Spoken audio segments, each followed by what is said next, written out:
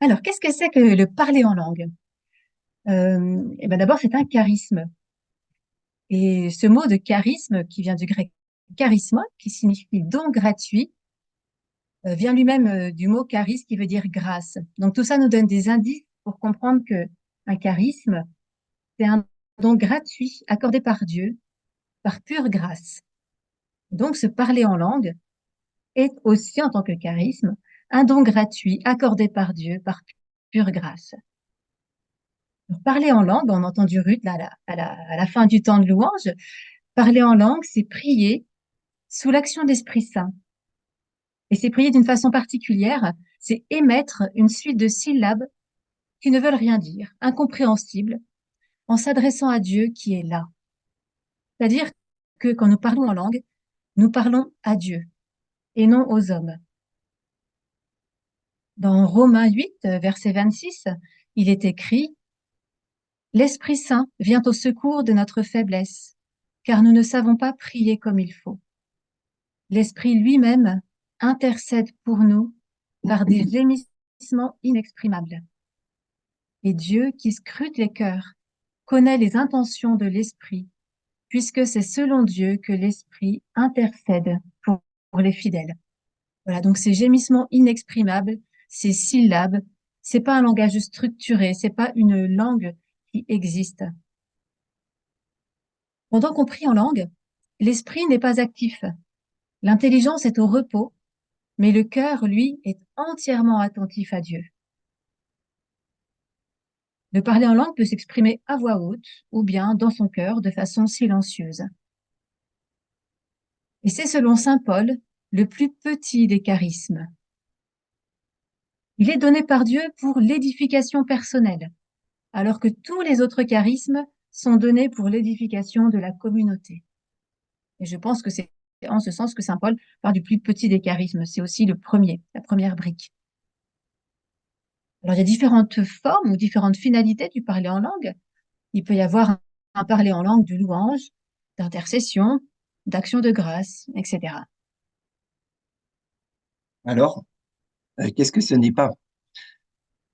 On distingue souvent le parler en langue, on appelle aussi parfois prier en langue, du parler des langues ou ce qu'on appelle la xénoglossie. C'est-à-dire le fait de parler dans des langues étrangères qui existent vraiment. C'est ce qui s'était produit à la Pentecôte. On se souvient des apôtres qui sortent. Le parler des langues qui est donné pour une assemblée et non pour soi-même implique une interprétation. C'est en ce sens que Paul écrit: Celui qui parle en langue, il prie pour être capable de l'interpréter, dans les Corinthiens, au chapitre 14, verset 13. Alors, le parler en langue, ce n'est pas parler une langue étrangère. Ça ne s'apprend pas, ça se pratique tout simplement. Donc, c'est plus facile que si on avait à apprendre une autre langue. Alors, ce n'est pas non plus une transe ou une sorte de possession, hein. Même si la personne qui parle en langue ne connaît pas le contenu, ce qu'elle dit, elle est consciente que c'est bien elle qui parle. Elle est capable de décider quand commencer et aussi quand s'arrêter. Et elle n'est pas entraînée par le don. La volonté, la foi entrent en jeu, bah, sauf dans des cas exceptionnels. Alors, on distingue aussi le parler en langue du chant en langue, qui est une pratique d'assemblée. Normalement, on ne chante pas en langue si on n'a pas déjà pratiqué le simple parler en langue. Sinon, on risque de faire des harmoniques. Enfin, voilà, c'est dans le ressenti, sans être descendu dans son cœur. Alors, le chant en langue est souvent un signe de communion en assemblée. Les corps sont unis sur le même diapason. Alors, ce n'est pas non plus le parler en langue, un charisme réservé à une élite spirituelle, ou au seul saint, ou au mystique.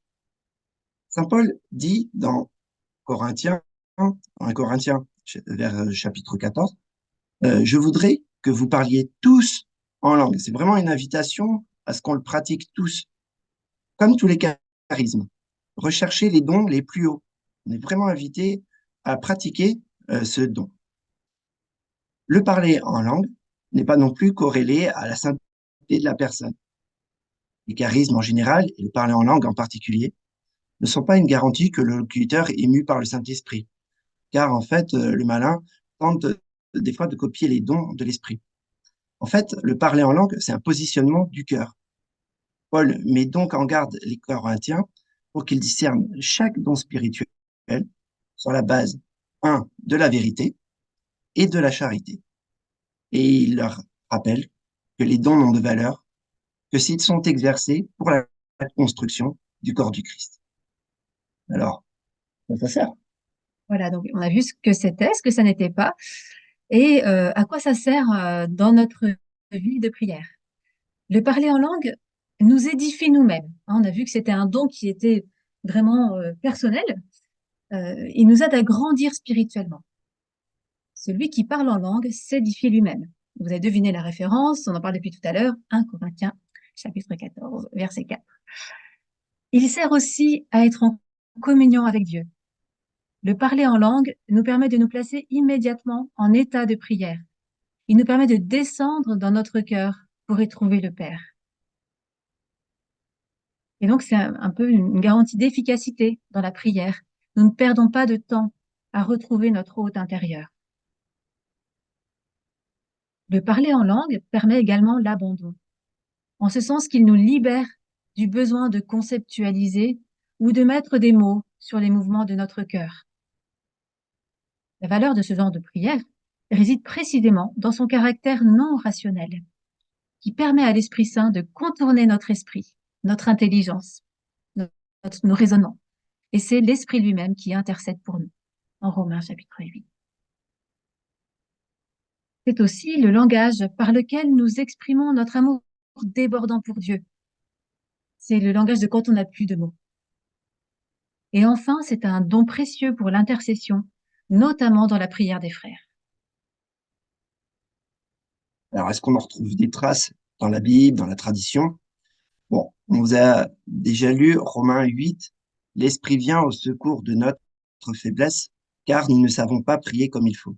L'Esprit lui-même intercède pour nous par des gémissements inexprimables. Et Dieu qui scrute les cœurs connaît les intentions de l'Esprit, puisque c'est selon Dieu que l'Esprit intercède pour les fidèles. Saint Paul parle beaucoup en fait du parler en langue, de ce don de l'Esprit, tout en considérant que c'est la première pierre dans notre édification spirituelle. Ouais. Dans sa première lettre aux Corinthiens, il dit prophétiser vaut mieux que parler en langue. Ou si je viens chez vous et que je parle en langue, en quoi vous serais-je utile si ma parole ne vous apporte ni révélation, ni connaissance, ni prophétie, ni enseignement? Donc c'est pour ça qu'il dit que c'est le plus petit des charismes et qu'il est fait pour l'édification personnelle. Il se subordonne toujours à la construction de l'Église et à la charité, comme tous les charismes. Et il insiste sur l'importance d'utiliser son intelligence pour édifier et enseigner l'assemblée. Si je prie en langue, mon esprit assurément est en prière, mais mon intelligence reste sans fruit. Que vais-je donc faire? Je vais prier selon l'inspiration, mais prier aussi avec l'intelligence. Je vais chanter selon l'inspiration, mais chanter aussi avec l'intelligence. Alors néanmoins, c'est un don de l'esprit. Si on prend dans les actes 10, verset, ouais, verset 46, ouais, Pierre est envoyé dans une maison où personne n'est baptisé. Une effusion du Saint-Esprit tombe sur l'assemblée et les gens se mettent à parler en langue. Le passage dit, Pierre parlait encore quand l'Esprit Saint descendit sur tous ceux qui écoutaient la parole. Les croyants qui accompagnaient Pierre et qui étaient juifs d'origine furent stupéfaits de voir que même sur les nations, le don de l'Esprit Saint avait été répandu. En effet, on les entendait parler en langue et chanter la grandeur de Dieu. Donc l'Église primitive parlait déjà en langue, tel point que Paul a dû y mettre un peu d'ordre. Nous voilà rassurés. Donc, le parler en langue, c'est pas un truc bizarre. Enfin, si, c'est un truc bizarre. Mais voilà, on en trouve des traces, notamment dans le Nouveau Testament et dans les Actes des Apôtres et les Lettres de Paul. Voilà. Mais également, dans l'histoire de l'Église, on trouve de nombreux saints qui pratiquent ce charisme. Et ça, peut-être qu'on le sait un peu moins, parce qu'on imagine que le parler en langue, c'était bon au temps de Jésus et puis de ses disciples, mais qu'ensuite, bon, ben voilà, Jésus est hors parti, c'est plus la peine. Si, si. Saint Augustin, 5e siècle. Jubiler, ce n'est point parler. C'est exhaler sans parole un cri de joie. C'est la voix d'une âme dont la joie est à son comble. L'homme, après des paroles indicibles et inintelligibles, exhale sa joie en cris inarticulés. Et voilà ces paroles indicibles et inintelligibles, ces cris inarticulés. On nous rapporte aussi que Saint Bernard de Clairvaux, pas mal de siècles plus tard, au XIe siècle, parlait en langue. Ou encore Saint Thomas d'Aquin au XIIIe siècle, qui écrit: quand notre âme est embrasée par la dévotion dans la prière, nous exprimons spontanément des larmes, des soupirs, des cris de jubilation et bruits du même genre. Là, on voit bien que c'est pas une prière qui est absolument rationnelle et contrôlée. De la même façon, Thérèse d'Avila, au XVIIe siècle, notre Seigneur donne parfois à notre âme des sentiments de jubilation et une étrange prière qu'on ne comprend pas. Elle semble charabia. Voilà un vocabulaire qui nous semble bien actuel. Et nous pourrions reprendre ces mots, texto, charabia, une étrange prière qu'on ne comprend pas. Mais aussi des saints plus proches de notre époque, Padre Pio, le Saint curé d'Ars, et sans doute bien d'autres. Nous avons donc vu jusqu'à présent que le parler en langue était un charisme, certes le plus petit des charismes, qu'il servait d'abord à notre édification personnelle, que nous avions tous vocation à le pratiquer en obéissance à la Bible et en suivant l'exemple de cette nuée de témoins qui nous ont précédés. Ben, c'est bien beau, mais comment fait-on pour parler en langue? Hmm. Bah, je dirais que ça commence un petit peu par l'obéissance et lié à la confiance en Dieu, hein. En assemblée de prière, parfois, on ressent une injonction intérieure nous invitant à ouvrir la bouche et à prononcer des sons inintelligibles pour passer de notre esprit à notre cœur. Du coup, ça conduit à un abandon, un acte de foi, de volonté, puis ouf, c'est l'esprit qui vient à notre aide pour nous insuffler les mots, un débordement d'amour.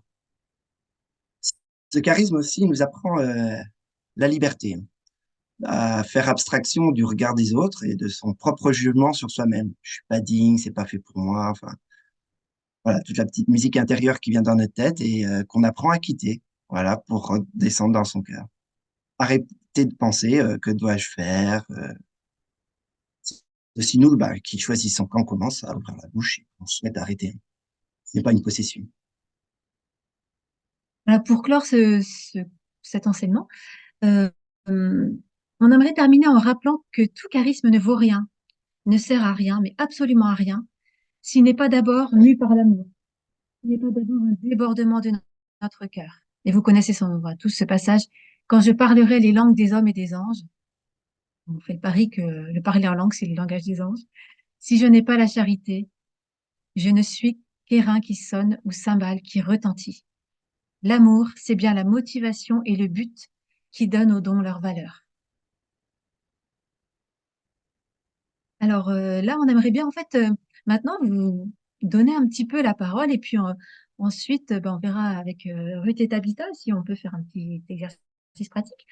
Euh, voilà, donc je pense que vous pourrez rouvrir vos micros au fur et à mesure que vous souhaiterez vous exprimer. On avait une première question à vous poser et là, vous pourrez juste faire un signe. Euh, qui parle déjà en langue parmi nous? On va juste lever la main et puis on verra. Merci, serviteur. Amen. Ok. Donc c'est comme une belle majorité. Vas-y, Alors, on avait une question qui était aussi, comment ce charisme vous a-t-il donné? Est-ce qu'il y a des gens qui veulent apporter un témoignage et dire comment c'est arrivé, comment ça a changé sa vie, comment ça l'a édifié au début, puisqu'on a dit que c'était une première base, une première question.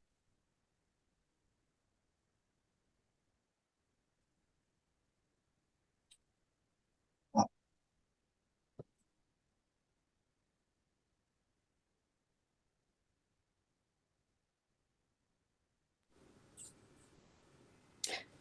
Moi, je pense que la première fois où je me suis permise, on va dire, de le faire, parce qu'effectivement, je pense qu'il y avait beaucoup de résistance au début. C'est des choses qui m'interpellaient beaucoup. Je pense que je comprenais pas. J'avais l'impression qu'ils étaient super bizarre ces personnes qui parlaient de manière très forte, avec des mots qui ne voulaient rien dire.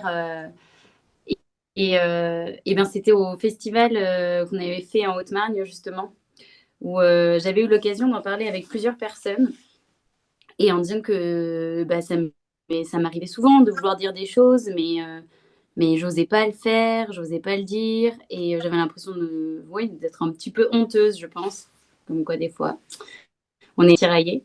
Et puis bah, c'est le fait d'en parler ouvertement, d'avoir des vrais témoignages de foi qui m'ont vraiment chamboulée, et c'était pendant une prière des frères où j'avais demandé justement à ce qu'on m'aide à ôter toutes ces barrières. Et ben, je pense que c'était la plus belle expérience, qui m'a permis après d'être ouverte et d'en vivre encore plus.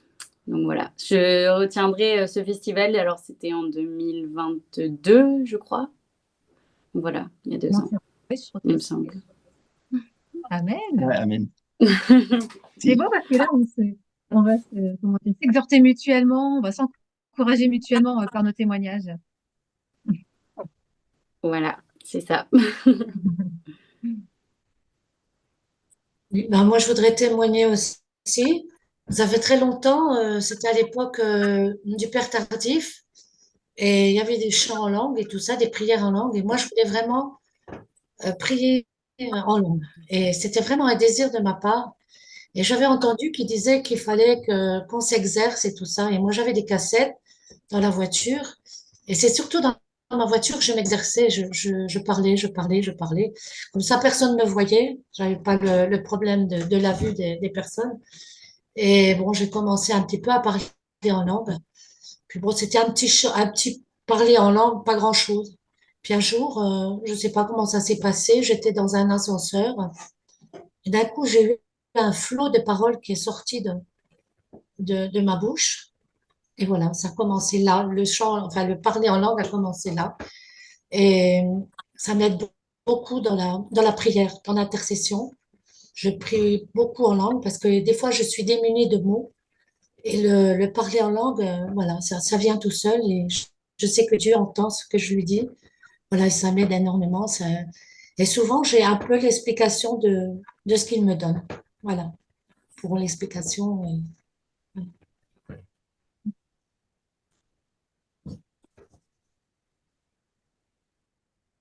Voilà, alors moi, par rapport au parler en langue, moi, c'est plutôt le chant en langue.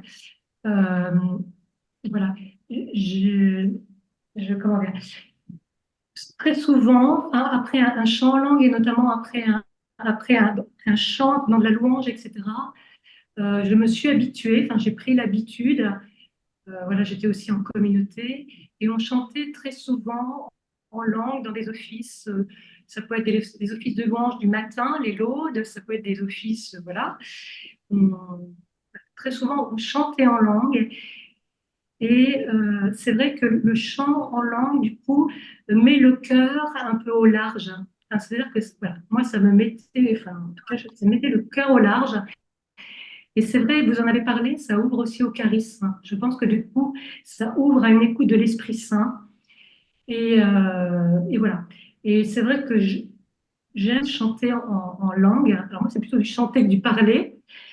Euh, Quand je prie pour quelqu'un ou quand je prie pour une situation particulière, et c'est comme si je demandais à l'Esprit Saint de devenir, voilà, vraiment prendre un peu mon cœur, mon esprit, et du coup, eh bien, m'ouvrir, hein, peut-être à des paroles, ou etc. Enfin, voilà, ouvrir au charisme aussi. Voilà. Et Sabine, est-ce que tu te souviens quand ça a commencé? Est-ce que, ou pas? C'était Alors, moi, progressif? c'était très clair. Quand ça a commencé, je me suis exercée. En fait, j'étais en communauté. Euh, donc, on louait le matin, on avait des offices de louange. Et bien, tout simplement, on nous exhortait, on disait, ben voilà, vous pouvez, on peut chanter en langue, ceux qui le peuvent, etc. On vivait aussi chaque année l'effusion de l'Esprit Saint. Et on demandait, voilà, le parler en langue, le chant en langue. Et c'est venu au fur et à mesure, voilà, en se laissant aussi entraîner, en entrant aussi avec le chant des autres, en étant porté aussi par le chant des autres. Et ça a été une espèce voilà, enfin, d'habitude, de façon de prier, enfin, etc., qui est devenue assez naturelle, en fait. Voilà, étant prié par le chant des autres aussi, porté aussi par les autres. Merci. Pour ma part, c'est arrivé. J'étais très jalouse de tous ceux qui chantaient en langue et je demandais au Seigneur la grâce de chanter en langue. Et on m'avait dit, mais ouvre ta bouche. Et j'avais beau ouvrir ma bouche dans les assemblées, rien n'en sortait. Et, euh, et un jour, j'ai entendu un témoignage de quelqu'un qui disait qu'en fait, il fallait oser dire des syllabes qui se suivent et qui n'avaient peut-être pas de sens et qu'effectivement, il y avait comme un exercice à avoir. Et du coup, pendant plusieurs jours, pendant plusieurs semaines, je me promenais quand je me promenais, je disais des syllabes qui rationnellement n'avaient pas de sens et qui n'étaient pas encore une prière, mais c'était comme un exercice. Et à un moment, j'ai vraiment senti que ce qui était un exercice devenait une prière et que ça passait de la tête au cœur. Et maintenant, mon chant en langue, il est spontané, c'est-à-dire que c'est vraiment, ça monte tout seul et c'est plus du tout quelque chose que je dois exercer. Amen. Merci. Ça c'est fait. Alors moi, voilà, je le désirais aussi fortement. Et j'allais dans un groupe de prière et ils chantaient en langue. Et moi, je priais le Seigneur. Je disais, pourquoi moi, j'arrive pas à chanter en langue? Je balbutiais, mais sans plus. Et puis un jour, en faisant ma vaisselle chez moi, je m'exerçais et c'est venu tout seul, chez moi.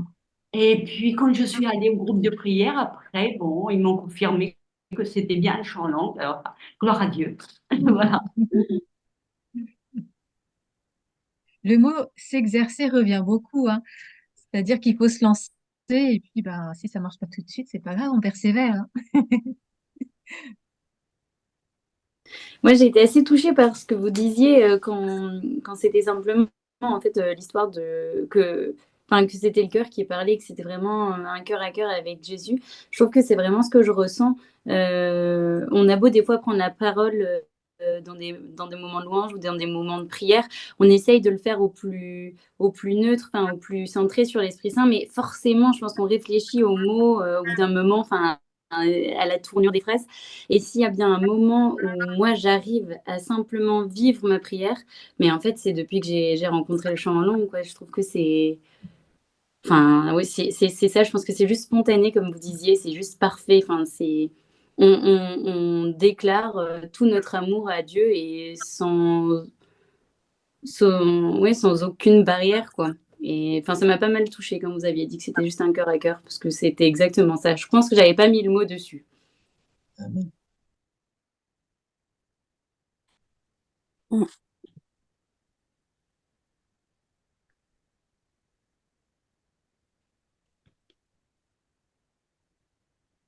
En ce qui me concerne, ça a été très long. J'ai attendu des mois et des mois avant de pouvoir chanter en langue.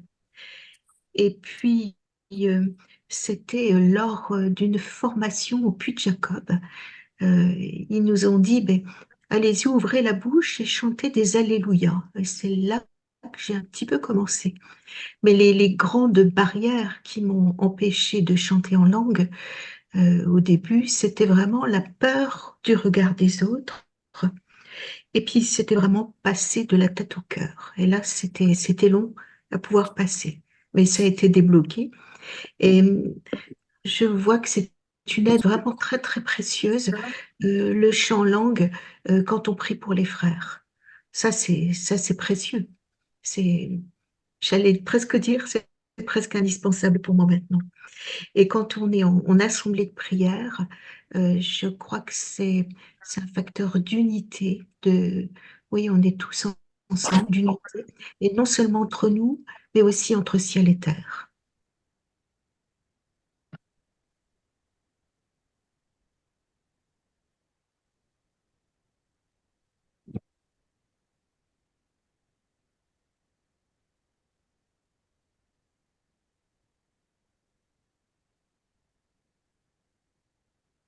Martial, tu n'as pas le micro ouvert. Oui, ça y est, je l'ai fait. J'aimerais vraiment rebondir sur ce que vient de nous partager Françoise. Cette alliance ou cette union entre le ciel et la terre, il y a vraiment dans le chant et le parler en langue cette union qui se fait. Et donc, ben voilà, il y a vraiment, euh, ouais, il y a comme une percée ou une trouée céleste qui se fait à ce moment-là. Euh, et il s'exprime d'une personne à l'autre de façon complètement différente, hein, par le parler ou par le chant en langue. Euh, mais vraiment, oui, il y a un contact céleste qui s'établit. C'est pas simplement fugace, mais ça s'établit. Et je crois que tant que le cœur est disposé à délivrer le contenu de son amour pour le semer vers le ciel répond en abondance. Ouais, je crois ça. Je crois ça.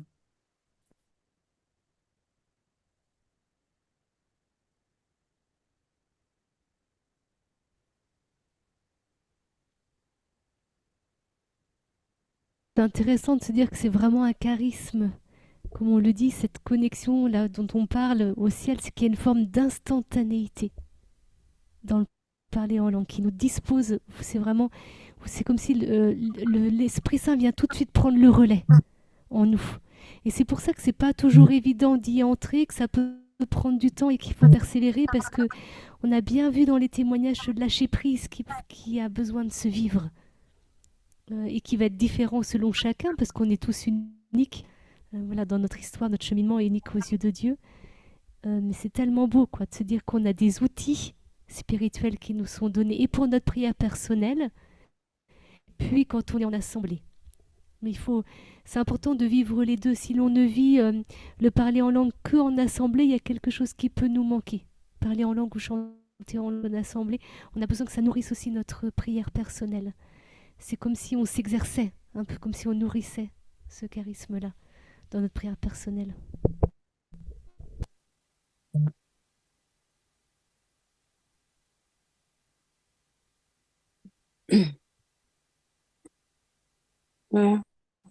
J'ai une question, moi,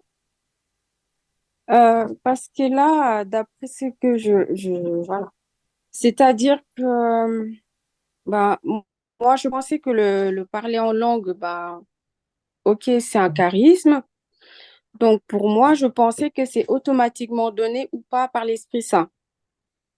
Donc là, j'entends que certains, bah, ont eu à s'entraîner pour parler en langue. Et il y a aussi des gens qui l'ont qui, qui n'ont pas eu besoin de s'exercer. Bah, je pense, par exemple, quand je prends l'exemple d'un membre de ma famille, bah, cette personne-là a parlé à langue automatiquement, sans jamais rien demander. C'est quelque chose qui lui est arrivé comme ça. Donc, c'est-à-dire, nous qui parlons pas en langue, donc, des fois, c'est compliqué. On se dit, est-ce que du coup, on est exclu? Est-ce que pourtant, bah, moi personnellement, quand je suis en communion avec le Seigneur, voilà, je sens qu'il y a en tout cas une vraie puissance, une vraie interaction qui se fait, qui peut me mettre dans des états de pleurs et de joie extrême. Bah, pourtant, je ne parle pas en langue. Et j'aimerais bien parler en langue. Mais il y a quelque chose qui me retient. Je ne me vois pas dire des mots juste pour dire des mots, en fait. Je ne sais pas comment vous expliquer. Donc, pour ces personnes qui ne parlent pas en langue, comment on pourrait? Est-ce que dans ce cas-là, parce qu'on ne parle pas, l'Esprit Saint, je ne sais pas, est-ce qu'il nous manque quelque chose de grandiose? Est-ce que du coup, cette communion avec le ciel et la terre, du coup, il y a quelque chose, il y a des étages qui nous manquent pour qu'on puisse accéder à cette dimension-là? Franchement, j'ai été effusée l'année dernière. Depuis, j'attends de parler en langue. Il n'y a rien qui se passe. Je ne comprends pas. Il ne manque rien du tout. J'aimerais intervenir si vous voulez bien. Peut-être, oui. Oui, Tu souhaites répondre à notre sœur? je voulais répondre un peu à ma soeur là. Mhm. Je pense que c'est plutôt un abandon Mhm. à accepter d'être l'outil du Seigneur. Et comme on a dit au début, laisser le cerveau se reposer. Parce que quand le cerveau revient prendre le dessus, on se demande, est-ce que ce que je dis a un sens? Et on ne s'abandonne pas à l'esprit qui doit s'exprimer. Parce que j'ai vécu ça et pour de ceux qui sont autour de vous. C'est entre vous et Dieu. C'est un total. Et même, Ça coupe. On a des petits problèmes de connexion parce qu'elle est au Mhm. Sénégal et du coup, ça. d'intimité avec mon Dieu. Je veux avoir ce moment de connexion avec mon Dieu. Je veux avoir cette félicité, cet autre niveau. Et il faut que je laisse mon cerveau se reposer. Sinon, mon esprit cartésien va prendre le dessus. Je vais me dire, mais qu'est-ce que je suis en train de raconter? Et là, je ne m'abandonne plus. Je ne suis plus à ce niveau-là. Et c'est à ce niveau-là que je comprends ceux qui ont fait, ceux qui se sont exercés. Parce que on va s'exercer à se dire, non, mon cerveau, tu n'auras pas le dessus. Par contre, d'autres, comme c'est un don, c'est une grâce, d'autres l'ont reçu parce qu'ils étaient plus connectés et qu'ils ont su s'abandonner plus que ceux qui sont là en train de se... Je suis du même type, hein. Tout ce que je dois faire, il faut que mathématiquement me dire pourquoi le raisonnement. Et c'est ce genre de personnes en général qui n'arrivent pas à se connecter facilement. J'espère que j'ai pas dit de bêtises. Merci Hermine.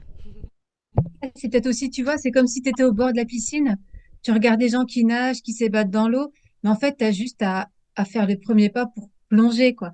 Il y a un acte quand même de foi, un acte de la volonté au départ, et ensuite, ben voilà, mais il faut que tu commences. Hein. Il faut qu'il y ait une décision de ta part, de dire, OK, j'y vais, je vais peut-être avoir l'air ridicule, ça n'a ni queue ni tête et tout, mais j'y vais.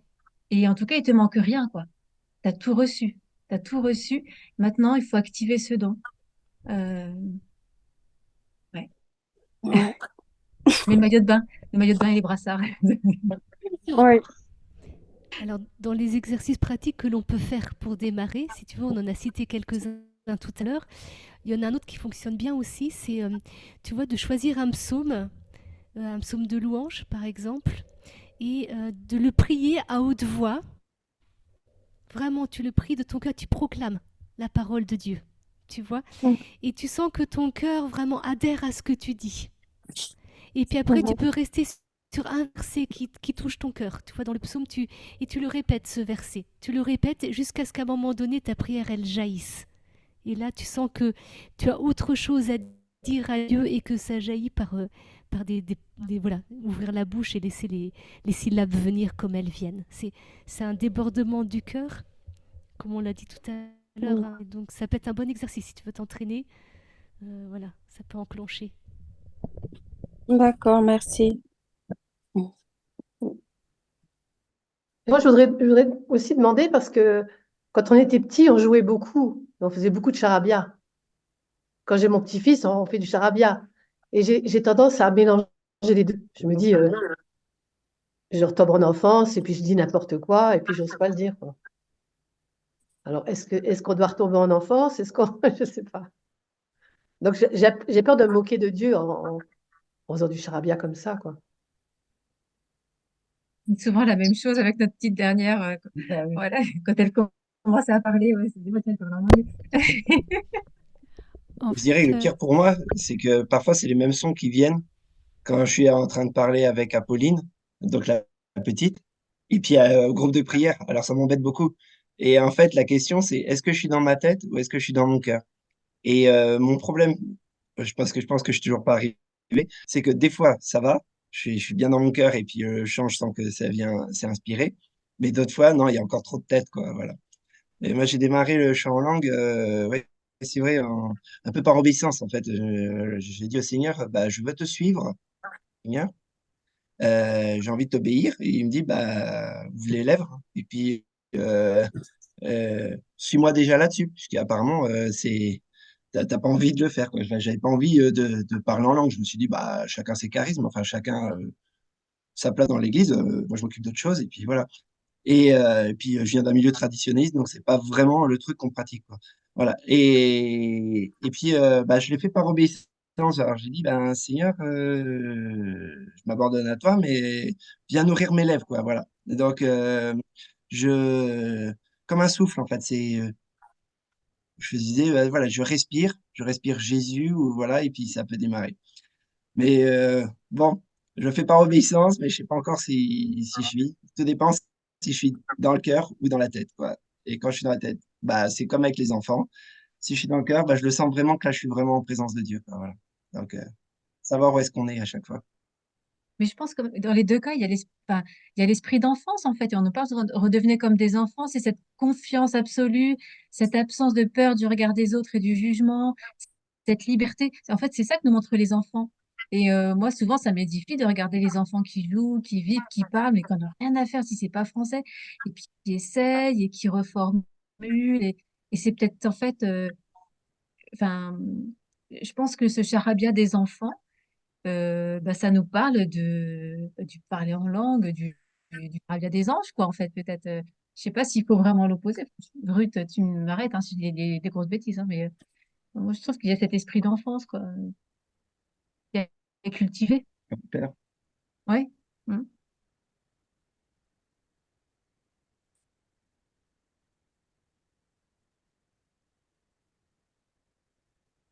Ah oui.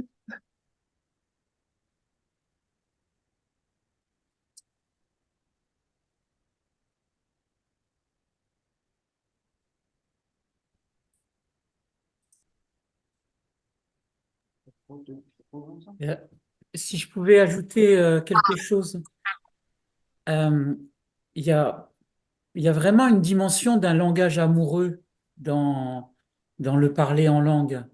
Même si on est dans une prière combative, d'intercession, etc., il y a quand même dans l'intention quelque chose qui fait palpiter le cœur, qui prend les entrailles à un moment donné. Enfin, je parle de mon expérience personnelle, et c'est vraiment un dialogue amoureux avec l'Esprit, avec le Père, avec le Christ.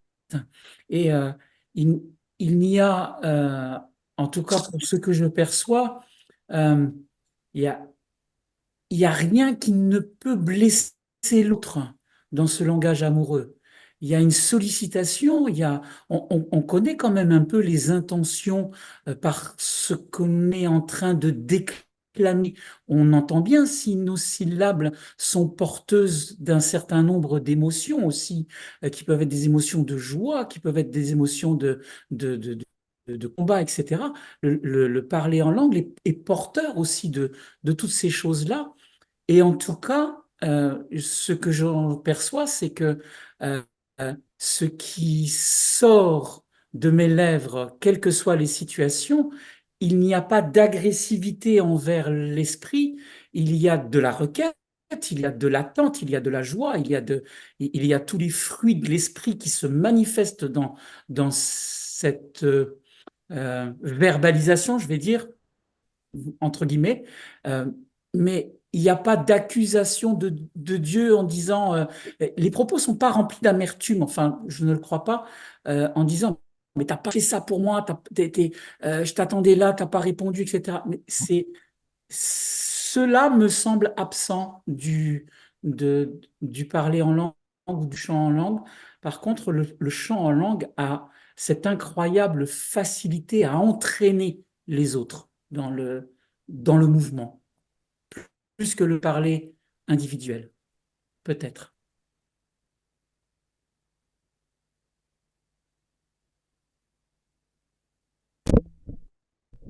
Alors, pour compléter sur le parler en langue, il y a Tabitha qui est intervenue tout à l'heure et je suis désolée, j'avais coupé le micro. Mais voilà, c'est juste pour dire, en fait, il y a quelque chose dans le chant en langue que l'on vit en commun. Il peut y avoir aussi différents chants en langue collectifs et c'est important de discerner. Il y a les chants en langue qui nous font entrer dans la louange, mais en général, il y a une dimension vraiment prophétique dans le chant en langue avec quelque chose que le Seigneur donne. Et en général, un chant en langue débouche après sur une interprétation. Et donc vraiment d'être à l'écoute de ça, de s'éduquer, de s'apprendre à discerner, parce que ça ouvre quelque chose de l'ordre de la présence du royaume, du ciel, au milieu de nous, et d'apprendre à le discerner, de se dire, parce que la difficulté, c'est qu'on peut tomber, même dans notre prière personnelle, on peut tomber un peu dans des habitudes. La limite un peu du parler en langue et du chant en langue, c'est que ça nous met dans la présence de Dieu, mais on doit désirer Dieu, s'attendre à Dieu. Pas juste s'installer dans un sorte de petit confort dans notre relation avec Dieu, s'attendre à la nouveauté et l'accueillir. Et c'est pour ça que c'est important de s'habituer à essayer de comprendre ce que Dieu est en train de faire. Quand il y a un chant en langue collectif, que vraiment l'Esprit Saint crée l'unité entre nos cœurs et qu'on se met ensemble à chanter en langue. Des fois, ça démarre par un parler en langue. Et ne pas hésiter, en fait, dans nos groupes de prière, à commencer par parler en langue, et puis à un moment donné, où le chant se libère. Voilà, il y a quelque chose de prophétique. Et de demander à Dieu, voilà, il va nous enseigner, il va nous apprendre à discerner ce qu'il est en train de faire au milieu de nous.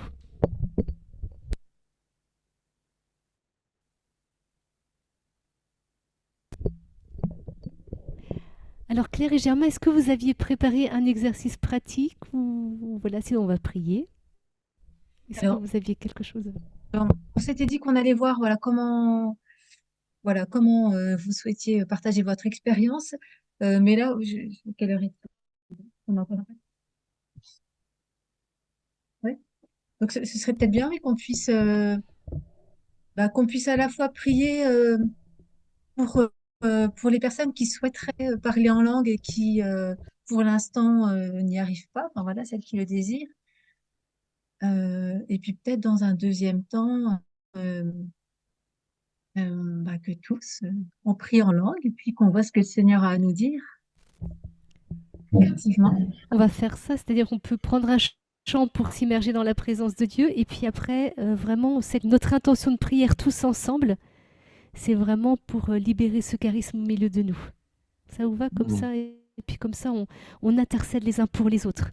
On se mettra à un moment donné vraiment à... Alors peut-être qu'on peut... Voilà, c'est compliqué avec la technologie de chanter en langue ensemble parce qu'il y aura un petit décalage et puis ça va faire quelque chose de bizarre. Mais vraiment, on peut chez soi y aller et se dire, voilà, on va être plus sur le parler en langue que le chant en langue. Là, on peut le vivre, vraiment. Parler en langue tous ensemble en même temps. Et voilà, ceux qui n'ont pas l'habitude ou qui sont plus en difficulté, pensez peut-être à un verset biblique qui vous parle, qui vous rejoint. Parce que là, on n'a peut-être pas le temps d'aller chercher un psaume. Mais ça peut être un verset qui nourrit votre foi. Et commencez à le proclamer à votre voix de tout son cœur. Et puis après, voilà, laissez des syllabes monter.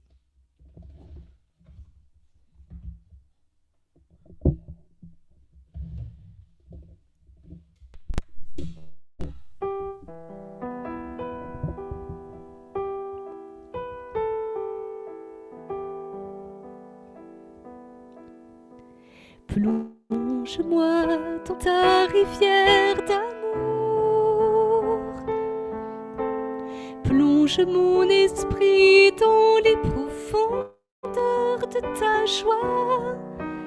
Inonde le désert de mon âme par la douce pluie du ciel. Mon âme est rafraîchie quand ton onction m'envahit. Je suis restaurée, guérie quand ton onction m'envahit. Plonge-moi dans ta rivière d'amour. Plonge mon esprit dans les profondeurs de ta joie. Inonde le désert de